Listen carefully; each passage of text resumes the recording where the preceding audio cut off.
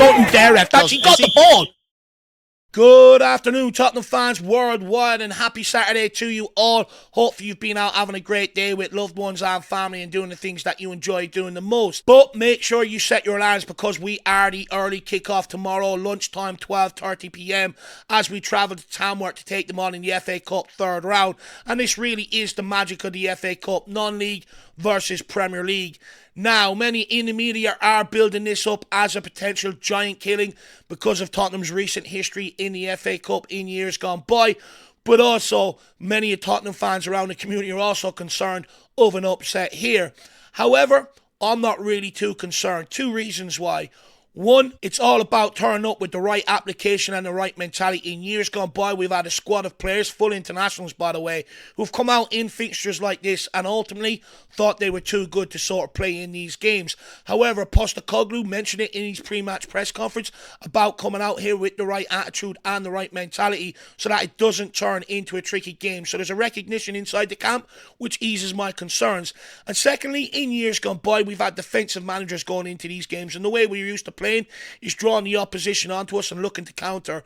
Now, in years gone by, all that's done is give the opposition hope and belief. Especially the longer they stay in the game, the more hope and belief they get. However, with the way we play football under Ange Postecoglou, we look to go and put the game into our own destiny, go and press, go and attack and put pressure on them nice and early. And ultimately, if we can do this, push them back early on, grab a couple of goals, you make the rest of your game easy.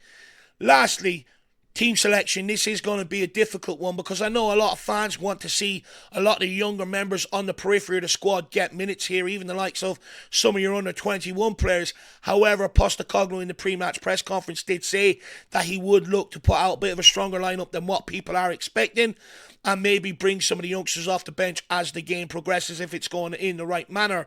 Now, it's a difficult job for Postecoglou because we are playing on a 3G pitch, which does increase the risk of injury, and no one wants to lose any of our best players, especially with the injury crisis we have going on and the North London derby midweek against Arsenal coming up. So it is going to be a bit of a minefield, a bit of a selection headache for Postecoglou, but let's get into it. The lineup that I think he might pick tomorrow. Starting with the guy between the sticks, and I know many fans have said to me, especially in the run-up to this game, that they would like to see Luca Gunter get an opportunity. I thought potentially maybe Brandon Austin might get rewarded after his heroics against Newcastle a few games ago. However, Postecoglou has told us in the pre-match press conference that it will be Antonin Kinski. What Postecoglou had to say is, I don't see why I should name my team to you in here, but Tony will start. This was after he was asked who will be in goals. He went on to say, the other thing about him is that the Czech league shut down in the middle of December and he hadn't played a competitive game in 3 weeks and he felt pretty rusty.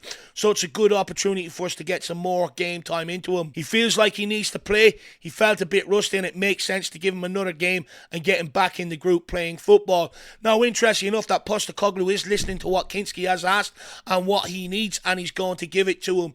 Now, Kinski was absolutely brilliant against Liverpool. You couldn't ask for a better debut as a young 21-year-old goalkeeper. Cup semi-final, already making himself a bit of a cult hero around the Tottenham fan base. Now, in this game, I do think it's going to be different attributes of his that are going to be tested. We've seen against Liverpool, the kid certainly has the distribution and he's a tidy shot stopper. However, one thing Tamworth do possess is them long throws. Now, we've seen in years gone by with Liam Delap at Stoke how much of a problem they can cause, and if anyone's seen it, they have done an interview with BBC talking about these long throws, and they see them more beneficial than corner kicks because they can loop them in or drive them in like a missile, and they're very difficult to defend. For me, it's simple. You got to get your goalkeeper out to try and come and claim some of these or punch them away and help the centre-backs in dealing with this. So like I said, there will be different areas of Kinski's game that will be tested, and it'll be no harm for us to have a look and see what his all-round game is like. Now, moving into defence, of course, options are in short supply right now, so what does Postecoglou do? Well, it's a guessing game for anybody. Starting with left-back, and it will be Sergi Reguilon coming back in here to make another appearance for Tottenham.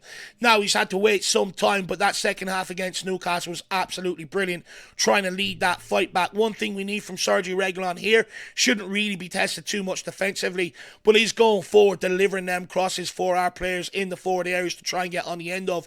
I watched the video last night of Tamworth that they done with the the Sun newspaper was on YouTube. And to be fair, they gave away the tactics, but I think everybody was expecting it, that they are going to look to sit in, soak up the pressure, and look to hit Tottenham on the counter or take one of their set pieces going forward.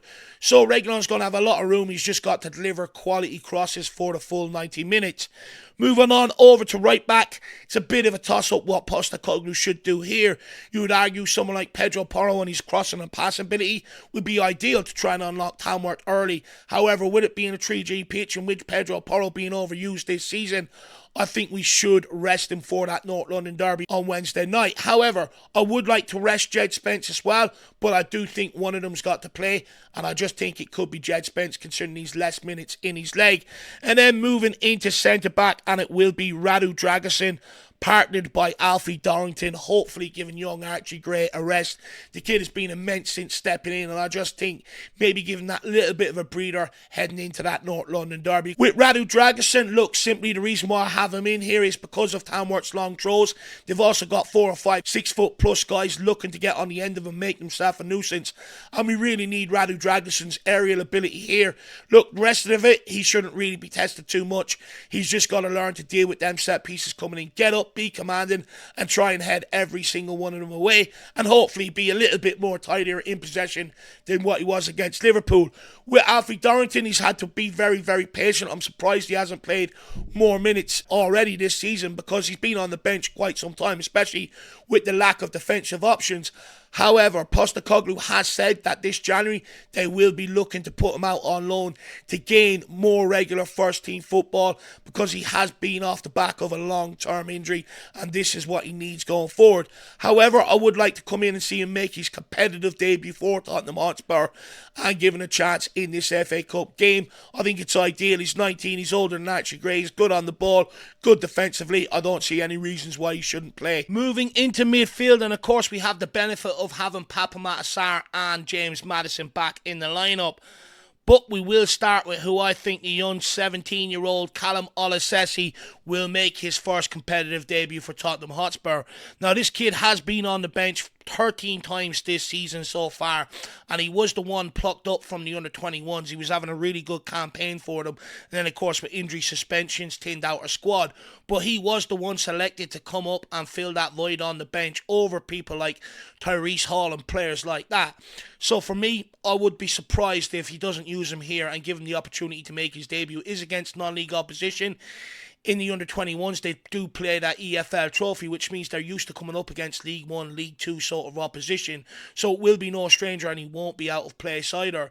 Now, Olusesi is a very big guy and a strong guy for 17 years of age.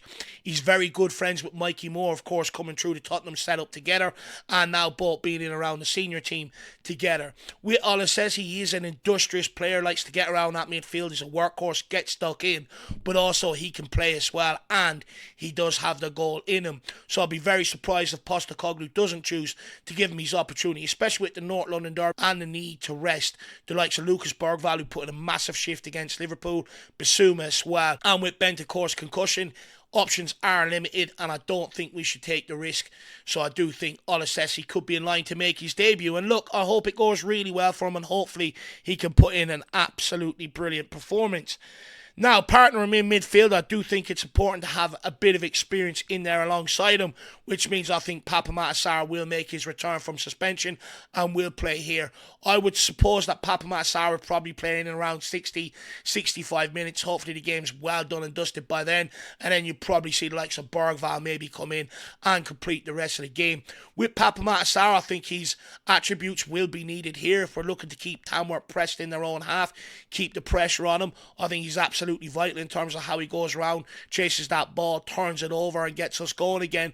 But also he's got a very good long shot on him, and this game could require something special like that to open the scoring, and Papamatta Sarr definitely has that ability as seen since his arrival at Tottenham Hotspur. And then that brings us into James Madison, who I think will come in to complete this midfield. We will need creativity.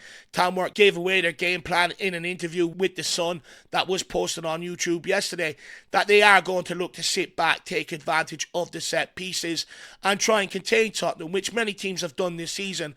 And this is where James Madison is absolutely crucial. We need his creativity. We need him to pick that lock, so to speak, speak. Now, the problem with James Madison is, I reckon it's attitude related. That's why he's not in that starting 11. That's why he's riding the bench for an awful lot since his arrival here. I don't think Postecoglou is having him to a certain degree. So it's important that James Madison steps up here and delivers, because if not, you're going into the realm of players that we've had at Tottenham in years gone by, where they almost feel like they're too good to play in these sort of fixtures, and they should only be playing in the bright lights of the Premier League and European football, or semi-finals and finals of cup competitions. However, to get there, you need to play in games like this, and you need to be able to turn up in games like this. And Madison is going to be crucial to us unlocking them nice and early and trying to put this game to bed as quick as possible. And moving into the forward area, and we'll start out wide at right wing. Now, I know many Spurs fans are anticipating the debut of young Min-Hyeok, but with Postecoglou's pre-match press conference, I do think he's going to start with a little bit more experience, which I think it will be either Timo Werner or Brennan Johnson. It could probably end up being Werner, but I do prefer Mikey Moore out on the left-hand side, so I would probably start Brennan Johnson here. Look to hopefully get him in on the end of things, bag a couple of goals, and then take him off and get Hyuk in. And I'm really excited to see what someone like Hyuk can offer, because he's 17, he's a relative unknown coming in from the J-League. It's going to be a tough ask for him to step in and be what we need right now. However, sometimes you can be pleasantly surprised. We've all seen how Mikey Moore has taken to senior football, so it'll be interesting to see what the guy can deliver, what sort of technical ability he's at. But most importantly, I think it'd be a really good test of his vision and what he's got in his locker, because they are going to sit low block, they are going to try and rough players up. So, you know, if Brennan Johnson ain't producing, then Hyuk can come in and sort of produce what he hasn't, beat his man, put in good crosses for the strikers to go and feed off, and just be a consistent danger. Well, then it sort of opens up the question 4 weeks ahead, doesn't it? So let's see what happens, but it's definitely going to be an interesting call. And moving on to left wing, and it will be the return of illness for my boy, England underage sensation and Tottenham's future golden boy, Mikey Moore. And I'm really excited to have this kid back. In recent weeks out wide, we've had a real devoid lack of quality out there in terms of Son or Brennan Johnson being able to produce and even create chances for Dom Solanke, or even just be devastating on the breakaway, barely being able to beat their man, barely being able to put crosses in. And the reason why I'm excited to have Mikey Moore back is, take yourself back to when he was playing, for instance, some of the Europa League games, Karabag, Asia, Alkmaar, when other players were struggling. It was this kid that stepped up, said, give me that ball, I'll take the game to them, I'll show you how it's done. And he just drove at them. And what I love about him, he's really exciting, old school winger if you like, or what I would argue is what a winger should do. We've almost forgotten what a winger should provide with the lack of quality we've seen. Is he gets on the ball, he takes on his man, he can go on the outside or the inside, but he has the devastating quality to match. If he goes on the outside, he can put in devastating crosses for other people to get on the end of, and if he cuts in on the inside, he also has a devastating finish on him. And for me, he is a real threat, and if he can come in here and demonstrate that, and he can get at his man, take them on, and be the catalyst for Tottenham going forward, I think it puts him in the conversation for the North London Derby or upcoming games after that, especially if Son and Brennan Johnson continue to fail to produce in that area. So I think it's a massive, massive opportunity for Mikey Moore, and I really hope he takes it. And moving on to up front, the guy tasked with taking the charge to Tamworth, and I do think Will Lancashire will be called upon here. Now, in recent weeks, Dom Solanke has absolutely ran himself into the ground with his relentless pressing out of possession, and has looked fairly fatigued come towards the end of games. So with the North London Derby midweek, I think it's an ideal opportunity to be able to rest Dom Solanke, because we will need that pressing out of possession against Arsenal and have them fresh and available for midweek. So for me, I do think Will Lancashire will be given the opportunity, especially with Richarlison being held back for a couple of weeks, to make sure there's no reoccurring injuries happening there. With Will Lancashire, I think he's got to have a massive, massive game. I think he really needs to impress on Postecoglou that he can be trusted and that he should be kept around for the second half of the season. With Richarlison coming back, the pressure is on Lancashire. So far, Lancashire has only played 135 minutes over 4 appearances, and I would think Will Lancashire was probably hoping he would have played a lot more by now. So there does have to be a decision made around his future this January. Should he be loaned out to continue his development so he doesn't stagnate at Tottenham, or do you keep keep him around just in case something happens to Richarlison. Let me know your thoughts in the comment section below, what you think Tottenham should do. So a big game for Lancashire. He's going to have to score goals, press, and have that hold-up play. Everything that Postecoglou expects in a striker. I definitely think he's got the ability. I watched him last season for the under-21s. An incredible campaign. So I think you could be pleasantly surprised on what he could offer here. And I know many Spurs fans are excited, and I hope the young lad bags a couple of goals as well for himself. That would be ideal. But guys, that is my predicted lineup to take on the mighty Tamworth tomorrow. Please give me yours in the comment section below. Any thoughts you have ahead of this game, any questions you want to ask me ahead of this game, get them in the comment section below. And guys, I'll see you back here tomorrow at 10 a.m. for the pre-match build-up. As always, come on you Spurs. In the big hands we trust. We never stop.